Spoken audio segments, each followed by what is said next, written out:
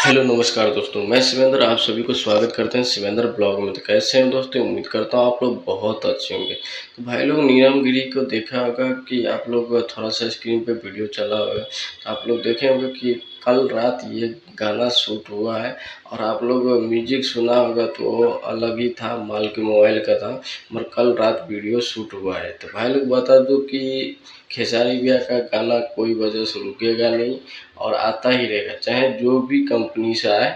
किसी का काम किसी की वजह से रुकता नहीं है। तो भाई लोग ये दिमाग में मत रखिए कि खेसारी भैया का गाना बंद हो जाएगा, ये हो जाएगा, 2 साल तक नहीं आएगा। तो टेंशन मत लीजिए भाई लोग, आएगा ही गाना। गाना आता ही रहेगा, काम चालू ही रहेगा। तो भाई लोग ऐसे शिवेंद्र ब्लॉग को प्यार देते रहिए और ऐसे ही सपोर्ट कीजिए। तो भाई लोग खेसारी भैया का जो भी फ्रेंड है तो आप लोग कमेंट बॉक्स में ढेर सारा मतलब कमेंट कीजिए। और भाई लोग ऐसे ही हाथ उठा कर एकदम नारा लगाइए कि खेसारी भैया आगे बढ़ते ही रहेंगे। खेसारी भैया का आगे किसी का नहीं चलेगा। तो भाई लोग ऐसे ही खेसारी भैया को ढेर सारा प्यार दीजिए। चलते हैं, अगले वीडियो में मिलते हैं, तब तक के लिए अपना ख्याल रखें और ऐसे ही